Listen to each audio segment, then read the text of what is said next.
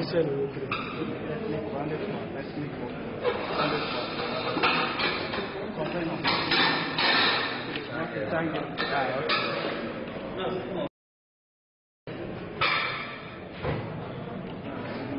Là que tu es prêt, tu me dis. Dans le PIB et la justice. Après, tu ne connais pas ce qu'il y a. Ça marche, merci.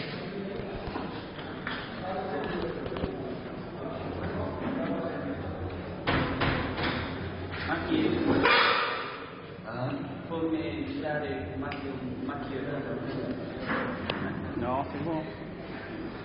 On n'a pas besoin. Mais après quoi?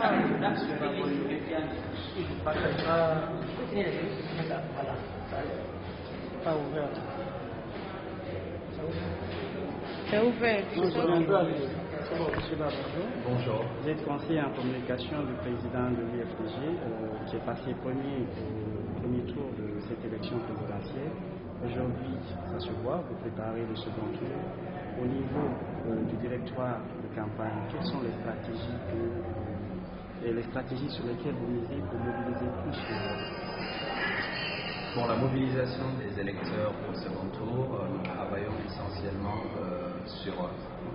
Je reprends. Pour la mobilisation des électeurs, nous travaillons essentiellement sur trois stratégies. La première stratégie, c'est d'abord la formation de nos électeurs pour faire en sorte que les erreurs qui se sont glissées au premier tour, les imperfections que nous avons pu avoir, notamment par rapport aux bulletins nuls, que ces bulletins nuls soient réduits et que, essentiellement que les électeurs puissent voter convenablement pour garantir plus de voix à notre candidat. Donc il y a d'abord, comme je disais tout à l'heure, la formation des électeurs.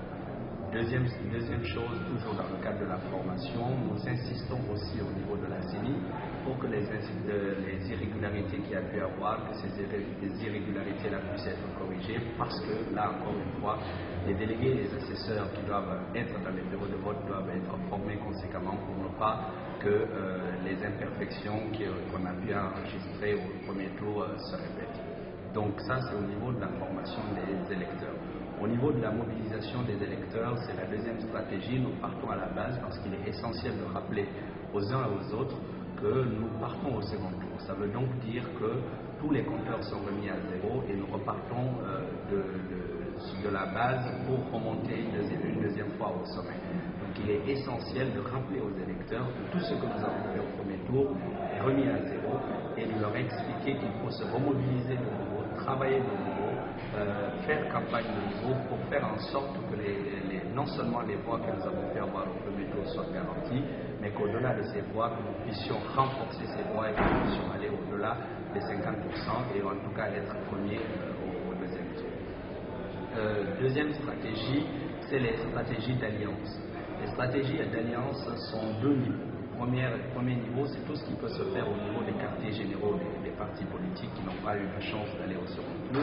C'est-à-dire que les négociations sont menées au niveau politique pour que ces partis politiques-là puissent nous rejoindre parce que, je vous le rappelle, l'essentiel de la stratégie de communication ou en tout cas de la rencontre que le président de l'UFDG, là, c'est Alain Diallo, avec les populations à la base, c'est de leur rappeler régulièrement que personne ne pourra gouverner seul dans ce pays et qu'il est essentiel que les uns et les autres puissent se donner la main pour construire ce pays. Donc aujourd'hui, ce travail-là est fait aussi au niveau politique, dire aux leaders politiques qui n'ont pas eu la chance d'aller au second tour qu'il faut que nous nous réunissions et qu'ensemble nous puissions travailler pour sortir ce pays de cette situation de pauvreté et de misère que nous connaissons depuis quelques années.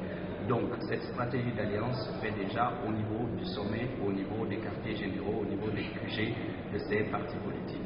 La deuxième stratégie qui reste toujours au niveau des alliances, c'est le travail qui peut être fait à la base par nos militants, par nos fédérations, par nos comités de base et nos sections.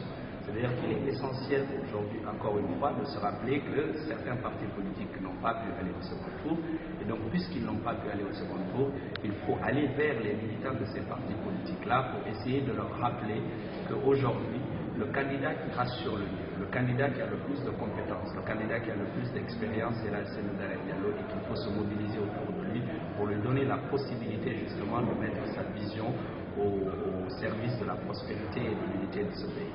Donc, À ce niveau-là, il y a un travail extraordinaire qui est en train d'être fait pour mobiliser ces militants, parce que comme vous le savez, même si nous avons réussi, même si nous réussirons à mettre de notre côté les leaders politiques de ces partis-là, il est aussi important de rappeler que très souvent, et la plupart des cas, même dans les pays les plus développés, dans les démocraties les plus avancées, les consignes de vote ne sont pas à 100% respectées. Donc, puisque ces consignes ne sont pas à 100% respectées, ça veut donc dire qu'au-delà du travail qui est fait au niveau des leaders politiques, il faut aussi aller à la rencontre des populations, parce que au bout du compte, à la fin, ce sont ces populations qui votent.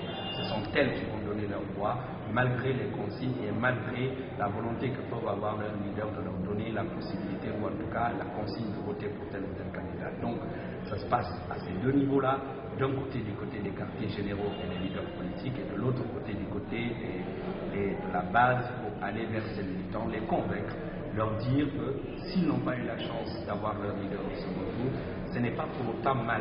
Ça veut donc dire qu'il y a peut-être un autre leader qui peut porter les idéaux de prospérité, de l'unité de ce pays. Ce leader-là, c'est là, c'est il faut aller vers lui.